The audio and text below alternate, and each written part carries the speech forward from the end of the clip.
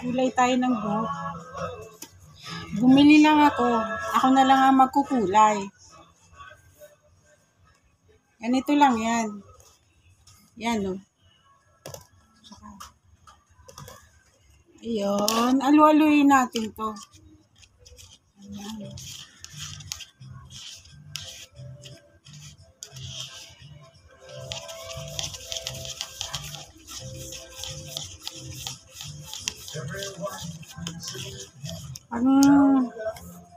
Pag anong halong-halo na, sa kanyo na i-apply. Bali kasi ako na nagkukulay ng buko. Kaya hindi pantay ang kulay niyan. Kasi ako lang.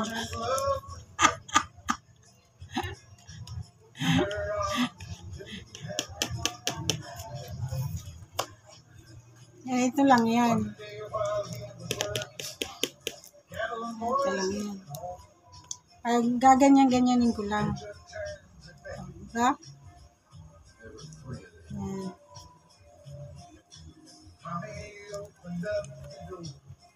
Yan. Tapos,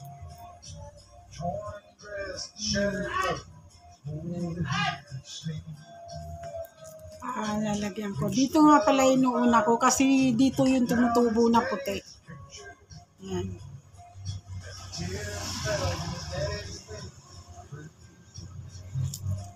Yan. Mamaya, lalamasin ko na siya. Nalagyan ko na yan. O, diba guys? Easy lang. Kung hindi man pantay-pantay ang kulay niyan, at least, di na masira yung buko. Dati kasi nagpakulay ako. Nasunog yung buko. Nagbayad pa ako. Nasunog pa yung buko. Nasira yan. Naging kulot. Hindi naman ako kulot. Naging kulot yung buko. Hanggang ngayon, may kulot-kulot pa siya. Kaya, ako na lang nagkukulay. O, diba guys? Diba? Okay na lang yan kahit hindi na pantay-pantay. Basta ako na lang magkulay. Diba?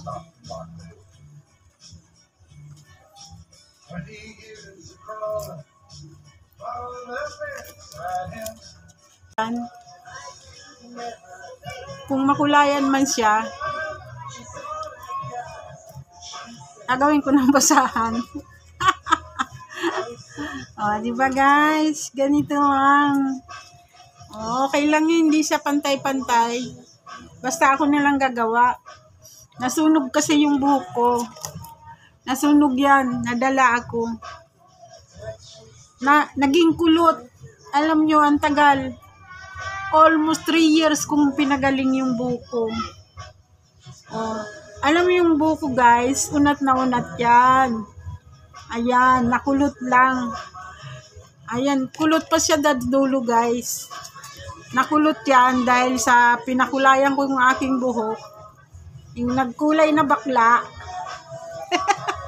Sinira ang aking buhok.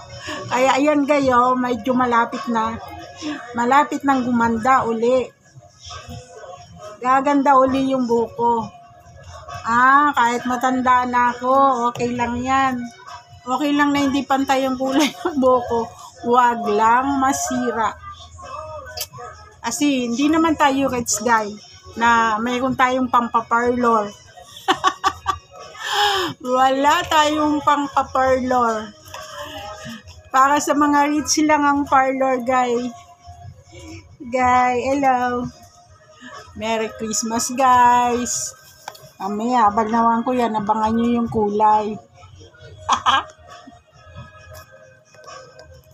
Ayun guy. Ayan na yung buhok ko oh. Saglit lang guy. Maglalagay ako ng eyebrow. Dito kasi guys, malabo na ang aking mata. Ayan.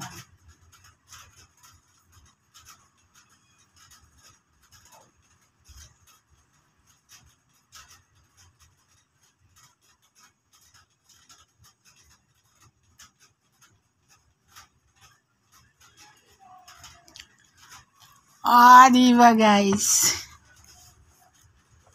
At sabi, sinusuklay daw to. Yan, suklay natin guys. Ang sabi, sinusuklay daw. Maliit lang ako maglagay ng eyebrow guys kasi ayoko nang makapal. Wala pa akong pansukat. May nabibili ng pansukat. At ito guys, yung regalo sa akin. Nung aking kumare. Thank you kumare.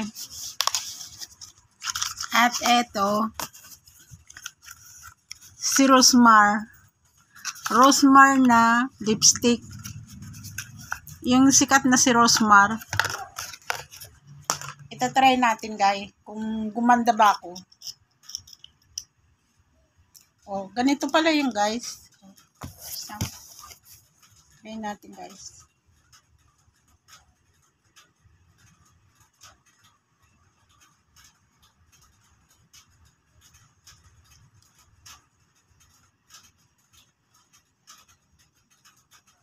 Ayun. Parang may langis-langis guys. Maganda daw to. Sabi. Good daw to. Siyempre, Rosmar. Rosmar. Lipstick.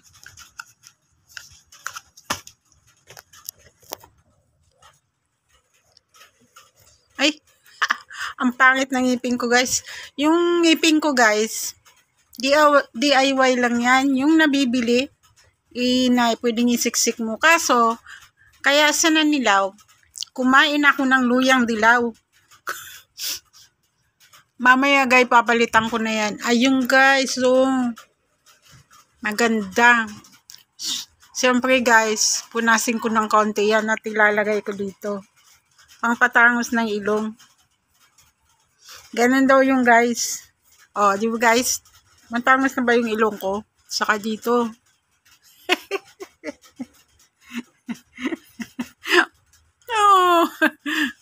Di ba guys? Ang cute ko na. At siyempre bagong kulay yung buko. Tignan nyo guys. Di ba? Suklayin na natin. Sabi ng iba, pag mahaba daw ang buhok mo, dito muna. Para hindi magbuhol-buhol. Dito muna, sa dulo. Di ba guys? Anong masasabi nyo guys sa sariling sikap ng pagkulay ko sa buhok? Diba okay naman? Kahit hindi siya pantay-pantay, okay naman yan. At least, hindi na masisira yung buhok ko guys. Tingnan nyo guys, may kulot-kulot pa yan. Kasi sinira nga ng bakla yung buhok ko. Kaya ako nadadala. Pati yung mga kuko ko guys, nasugat yan. Pati yung mga kuko sa paa. Kasi gusto ko rin magpalinis, magpamanicure. Ngayon nadala na ako lahat. Pati yung pagkulay ng buhok ko, sinakili ko na lang. Madali akong madalagay. Pero sa sarili ko lang guys. Pero sa guys, pag-ibig, hindi naman ako nadadala. Ulit-ulit lang guys. Sabi ng iba, ganyan daw talaga, habang buhay ka, magmahal ka. Pag linoko ka, move-on ka. Diba? Move-on lang guys, move-on. Ganun lang. Iiyak isang araw.